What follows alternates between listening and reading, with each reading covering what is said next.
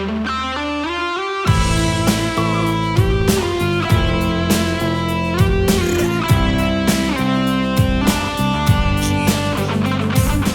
guys, welcome to soloing level 4. In this one, we're going to be going through bends, how I approach them, some creative ways that you can use them, and what notes to bend. Okay, we're going to be sticking to our typical A minor scale.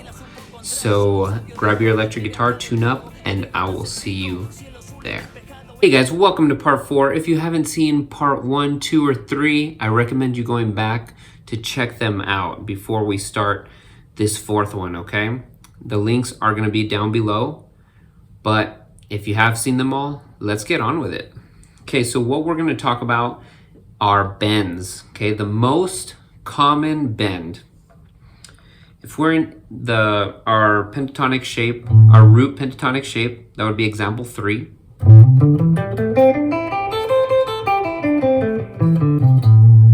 We're gonna find our root here.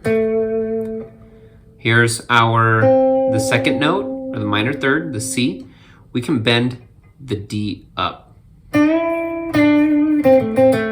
That's probably your most common bend that you can do in this scale. I like to think about it as a second scale degree of C major. So that D bends up to the E. Now what's very cool about that, you wanna find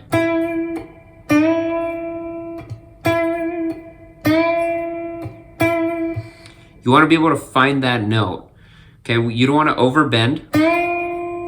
You want to bend right there. Okay, another cool thing is if you underbend, okay, meaning you don't hit that highest note,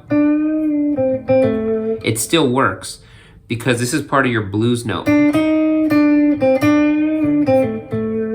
You're just bending up to your blues note there. Your diminished fifth.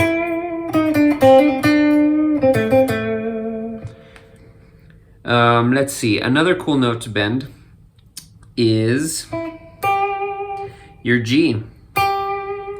I typically don't like bending this G, but this one up here. And I will actually use my third finger.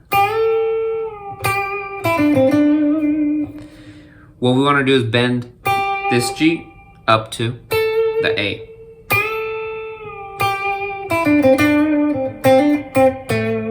Okay, you could do little licks like that.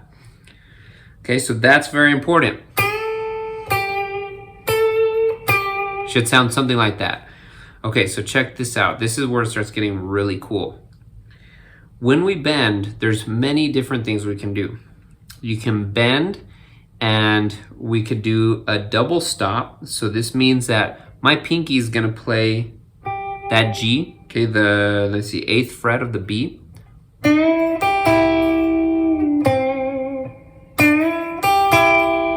You could hit them both at the same time.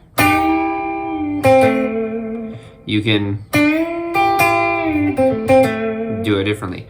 But nonetheless, it's pretty cool. You could even play them separate. Okay, many different options for you to do. Same thing with this note up here. You can play the note right next to it. So the 8th fret of the E string, that would be a C note.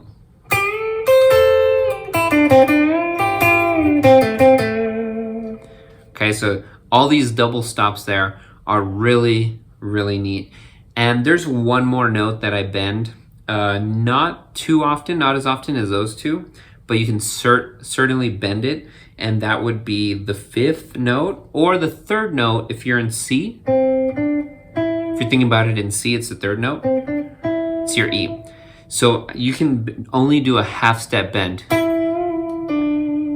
And it's just almost like an accent. It's not like an actual big bend, I feel. Because that F note, it's a tendency tone and it wants to resolve down, okay? Whereas this D note bending up to E is one of our main notes, and then G bending up to A is going to the root, okay?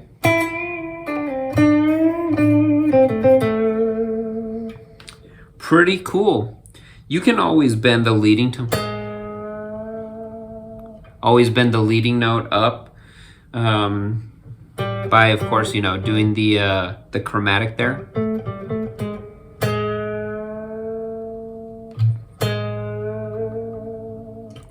Something like that. But those are all the bends that I like to do. You can do them you know, we'll talk about different positions. So do it there because that's your second. There's your D, bending up to E, or that E flat, depending on if you want to get that blues. Here's G, but bending that E string is kind of difficult, so that's why I do it there. Excuse me. Let's see. I'm looking at other places. Okay, here's a good place. So okay, up here on the 13th, 14th, 15th fret. There's your second, you bend it up, and you hit that G next to it. You can do that. And you know what? I actually omitted one note that I like to bend a lot. Another note, actually. We've got B up to C. Okay, so we've talked D up to E or E flat. We've talked G up to A. We've talked E up to F. Now we can talk B up to C. Okay, this one is pretty cool. Has like a very Latin sound. And it's a half step bend. We want to bend that up to the C. It's very light bend.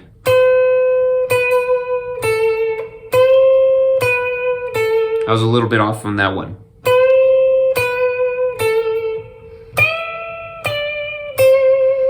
Okay, so there's different ways you can play them, so have fun with it. If we start on C, we're not going to bend this one.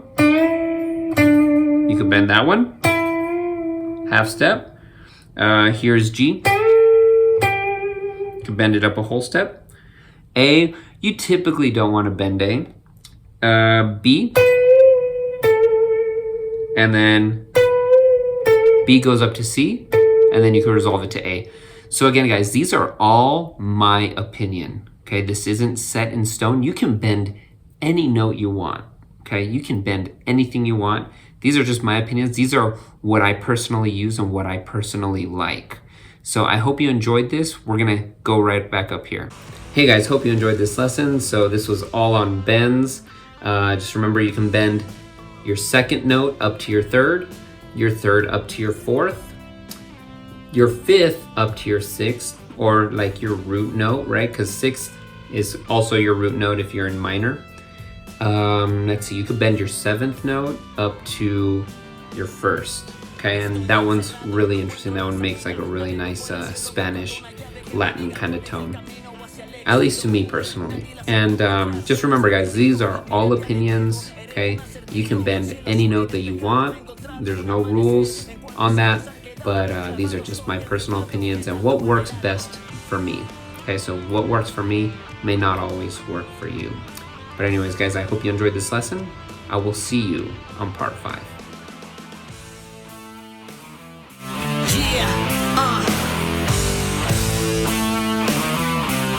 Jorge Salas on the beat, go Wonzy.